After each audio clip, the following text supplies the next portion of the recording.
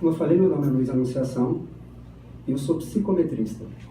Normalmente as pessoas perguntam o que é um psicometrista, né? O que esse bicho faz? E eu costumo responder que o psicometrista faz psicologia. Então a gente vai bater um papo sobre como vocês viram na divulgação Psicologia e Futuro, tentando trazer a esse espaço que nos bem recebeu algumas características que são muito importantes. O homem médio vive por cerca de 70 anos. A vida ela é muito curta para ser pequena. É isso basicamente que a gente constata quando a gente pensa de uma maneira bastante fria nos números. E basicamente o que eu faço é ver números, mas entender que por detrás de todos os números há pessoas, há ideias, há vivências, e é muito mais do que vivências, há vidas. Quando a gente faz psicologia, e todos vocês estão aqui por um motivo muito simples, vocês escolheram há algum tempo eleger uma ciência para cursar. Entraram numa faculdade, ficaram 5 anos no mínimo, estudaram matérias como Aikido, estatística, matérias como genética, matérias como avaliação psicológica, psicologia hospitalar, elegeram dessas matérias todas uma área clínica, e eu confesso a vocês que isso é muito nobre. Isso foi um projeto que também eu fiz há um tempinho, um pouquinho mais atrás, e que hoje eu estou aqui. A nossa área, a psicologia, é uma das poucas ciências no mundo que tem certidão de nascimento. A nossa área ela surge em 1879. Quase nenhuma área pode bater continência como um soldado e falar, eu estou aqui. A psicologia está ali. E 1879, na verdade, é uma data chancelada pela história, mas se nós corrermos atrás do tempo, nós veremos que a psicofísica já existia em 1950. O interesse do homem sempre foi conhecer o próximo. A gente sempre quis saber o que passava na cabeça do próximo. Tivemos teorias centralistas, teorias localizacionistas. De um tempo achamos que era dualismo, de outro tempo nós acreditamos no monismo, com casos clássicos que vocês estudaram aqui, como Friedrich Nietzsche, por exemplo. Nós fizemos ciência e nós somos a primeira ciência do novo iluminismo que eu posso aqui trazer. Porque o homem sempre primeiro estudou a distância entre a Terra e a Lua, a distância entre os planetas, a velocidade do som, as constâncias naturais, mas por pouco tempo, basicamente na história da humanidade, foi ontem que a gente começou a estudar o ser humano de maneira científica, com método científico, que nós começamos a lançar evidências à natureza do ser humano, desde 1879. E se colocarmos um pé um pouco mais atrás, desde 1990 começa-se com o que a gente chama de década do cérebro. A psicologia é uma das poucas ciências que consegue inaugurar a neurociência.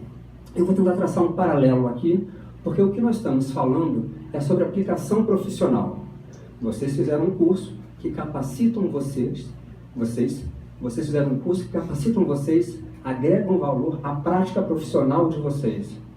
No fim da lança, isso daqui é um curso de treinamento para vocês melhor receber o paciente, o cliente que vos chama, que vos pede alguma solicitação.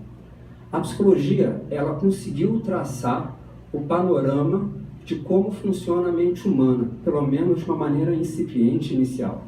Nós temos instrumentos de medida e a gente se pergunta, mas Luiz, usa-se isso na prática? Usa-se isso na prática. A psicologia ela tem escolas clínicas, a psicologia ela tem um paradigma, na minha opinião, bastante evidente, bastante claro. Nós estudamos o comportamento humano e o cérebro. E nós temos uma ciência, e acredito que ninguém vai discordar, que é uma das mais nobres da humanidade. Nós temos capacidade de sentarmos ao lado de qualquer outro cientista e debatermos de igual para igual coisas como equações estruturais, como eu faço em psicometria, ou coisas como tríade cognitiva que vocês estudaram aqui. Só que de um tempo para cá, e a nossa área é uma área regulamentada, nós percebemos que está difícil visualizar um futuro à psicologia. A gente estuda, e eu quando dou aula passo para os meus alunos questões fabulosas como neurociência, casos clássicos como o caso de Tantan, que nos dá a célebre teoria da afasia de Broca. Então nós temos um conhecimento ótimo, mas nós não conseguimos aplicar na prática. E nós perguntamos, será que isso é culpa nossa? Será que isso é culpa da ciência? Será que isso é culpa do dia a dia? A gente fica tentando achar culpados quando na verdade é uma grande interação. Mas em vez de procurar culpados, eu gostaria de traçar para vocês um panorama de que em psicologia a gente chamaria como sujeito como seu próprio controle. N igual a 1. Vocês todos são psicólogos como eu. Nós todos estamos aqui para construir nosso futuro. Quando nós fazemos um curso, nós fazemos uma aposta para o futuro. Quando vocês me escutam falar, é porque vocês apostam que eu tenho algo a dizer. Desde 1971, nós temos o Conselho Federal de Psicologia. O Conselho Federal de Psicologia é a instância máxima de representatividade da psicologia no Brasil. É como se vocês tivessem assinado um cheque, esse cheque tivesse nada escrito, fosse um cheque em branco, e é o Conselho Federal de Psicologia que chancela a nossa prática, que nos dá as resoluções que nós temos que seguir. É o Conselho Federal de Psicologia que, em última instância, acaba por mostrar no imaginário das pessoas a representação social do psicólogo. Representação social hoje, que muitas vezes é confundida com amigo. Quantos de nós já escutamos? O que faz um psicólogo? Qual a diferença entre um psicólogo e um amigo? Qual é a situação diferenciada de um psicólogo, por exemplo, nas empresas? Por que testes psicológicos são privativos? E será que um teste psicológico realmente mede aquilo que se propõe? Será que tem validade? Todos nós já nos deparamos com uma situação de subserviência a outros profissionais. Nós somos tributários de uma grande luta política contra o ato médico. Senão hoje, nossa prática seria tutelada à medicina. Só teríamos capacidade de atender um paciente se o médico achasse que isso é devido a nós. Só teríamos capacidade de deambulação se isso fosse outorgado por um profissional como se fosse casta, um profissional superior a nós. E como eu falei para vocês, eu não defendo isso. Nós não defendemos isso. Nós defendemos a liberdade profissional. Nós defendemos que a psicologia é uma ciência de bem-estar público, é um instrumento social, que a psicologia ela deve ser aplicada em todo o tempo. Comentava com a professora Ana que se tivesse um filho, eu levaria esse meu filho ao pediatra, porque eu gostaria de ter a solução antes mesmo dos problemas, porque eu sei que problemas existem. Mas também levaria meu filho a um psicólogo, porque da mesma forma que os problemas invadem a parte mais visível, ele também muitas vezes ataca a parte menos visível para a sociedade, que são nossos processos mentais. Então, se nós temos uma ciência que é levar o arte de todas as outras, se nós temos uma ciência que estuda o ser humano, se nós temos uma ciência que nós temos orgulho de falar, eu tenho muito orgulho de falar que sou psicólogo, por que essa ciência está tão desvalorizada na sociedade? O que tem acontecido com a cabeça da sociedade para achar que psicólogo e amigo é a mesma coisa, para termos, como tivemos no Brasil inteiro, uma propaganda de táxi falando que, olha, se psicólogo está caro, conversa com um taxista. Porque o taxista terá o mesmo efeito, como se fosse variável independente taxista, variável independente depressão, taxista funcionasse exatamente igual a nós. Está errado isso. Está errado e nós não temos culpados. Eu vou trazer aqui para vocês uma solução. Estou trazendo para vocês um cenário onde, de maneira mais simples possível, em alguns momentos as pessoas, por vocês falarem que são terapeutas cognitivos comportamentais, neuropsicólogos, por exemplo, irão te confundir com médico, vão perguntar se vocês passam remédio, vão achar que vocês são de uma outra área porque já não atribuem mais à ciência psicológica o estatuto de ciência. Vou trazer para vocês uma solução que acontecerá entre dia 24 e 27 de agosto. Eu, junto com a professora, junto com todos os colegas que aqui estão presentes, nós somos psicólogos. Nós não somos militantes. Nós defendemos a ciência psicológica. Nós acreditamos na ciência, porque se as luzes estão acesas, se eu estou gravando isso, se eu estou falando no microfone, se eu sei que existem remédios que podem aliviar a dor, se eu sei que existem técnicas que podem melhorar fobias, se eu sei que é possível treinar habilidades sociais, isso é graças ao empreendedorismo humano científico, que em dado momento resolveu parar de olhar Júpiter, parar de olhar os planetas e olhar o ser humano. Então nós somos tributários da ciência. Eu falo aqui na condição de pesquisador. Eu falo aqui com outros pesquisadores, porque nós todos somos cientistas. É importante que reconheçamos isso. Nós todos, além de sermos cientistas, nós todos sabemos que o mundo da política é o mundo no qual a sociedade vive. O homem vive a partir de paradigmas. Eu acho que eu vou falar sem microfone e vai ser possível entender. O homem vive, eu fico até um pouco mais tranquilo. O homem vive a partir de paradigmas políticos.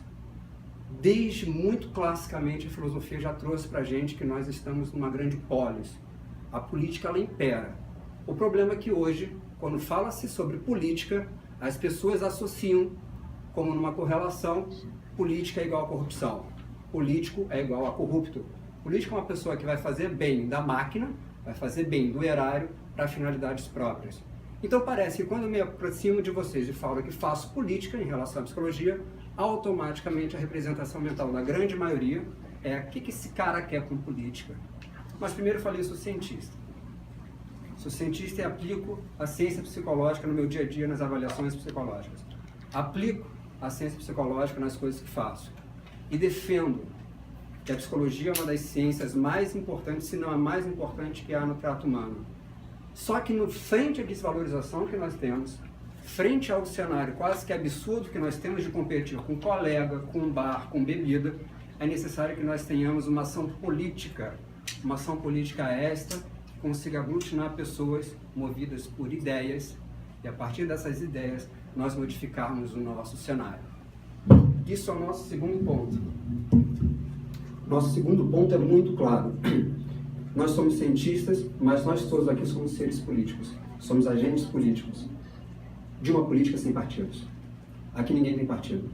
Aqui o nosso partido é um só, fazer psicologia. Nós não acreditamos, e eu falo dessa vez não como Luiz Anunciação, eu falo como um movimento que se intitula, como vocês estão vendo aqui, Movimento Renovação da Psicologia. Nós defendemos uma política sem partidos. Uma política honesta, uma política de cara lavada, como a cara que eu estou falando com vocês agora.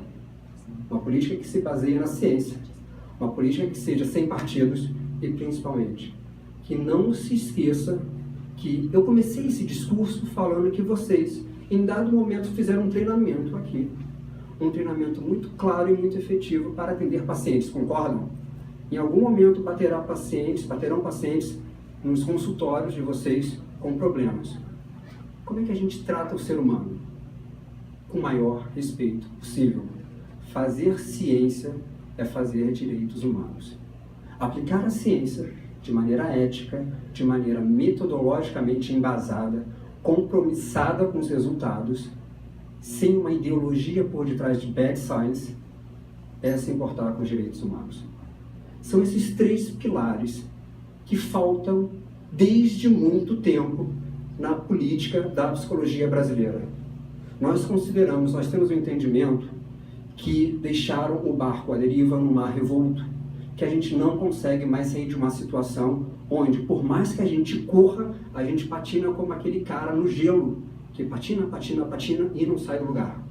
É necessário fazer mudanças. É necessário fazer mudanças que não sejam mais de baixo para cima, como as mudanças que a gente faz em sala de aula. Quando a gente dá aula, a gente fala com os alunos, os forma para que eles formem outras pessoas. Eu acho que todo mundo concorda. Depois de algum tempo, certamente esses alunos irão seguir a vida deles. A gente quer estar de cima para baixo, para propor um modelo de psicologia que a gente acredita. Um modelo de psicologia que é esse que nasce em 1879 num laboratório de psicologia experimental na Alemanha. Um modelo de psicologia que cria neurociência, e sem neuropsicologia não existe neurociência. Um modelo de psicologia que hoje permite que a gente não viva somente mais, só que viva também melhor. Isso é uma apresentação política. Eu acho que todos já perceberam. Entre 24 e 27 de agosto, haverá, de maneira online, ou seja, todos das nossas casas poderemos fazer parte desse movimento, serão 3 dias muito importantes da psicologia. Serão dias de eleição para a próxima chapa, que será a gestora do Conselho Federal de Psicologia e gestora dos Conselhos Regionais de Psicologia. Nós temos 23 Conselhos Regionais de Psicologia. O meu é o 05, aqui em São Paulo é o 06, em Minas é o 04, e por aí vai. Entre 24 e 27, vocês verão 3 opções. 2 opções são essas que estão aí. 2 opções são essas, que trouxeram à nossa classe todas as condições que bastamos olhar para os lados e reconheceremos facilmente a função da psicologia hoje. E tem uma que é diferente. Tem uma que é feita por acadêmicos, feita por pessoas recém-formadas, feita por pessoas sêniores. Eu considero a professora Ana Maria, como falei antes para ela, uma pessoa que não só é representante de uma área, mas sim da psicologia. Ela construiu a psicologia nesse país. Entre 24 e 27 de fevereiro, eu gostaria que vocês prestassem muita atenção no que a professora irá falar sobre a renovação, sobre os nossos núcleos de proposta. Porque entre 24 e 27 de agosto, acho que foi em fevereiro, né? Eu acho que eu falei logo no início que eu tenho TDAH. Então é por isso que eu me movimento para cá, é por isso que vocês têm que fazer uma pequena compreensão para entender de vez em quando as coisas que a mente vai embora, né? Entre 24 e 27 de fevereiro haverá eleições.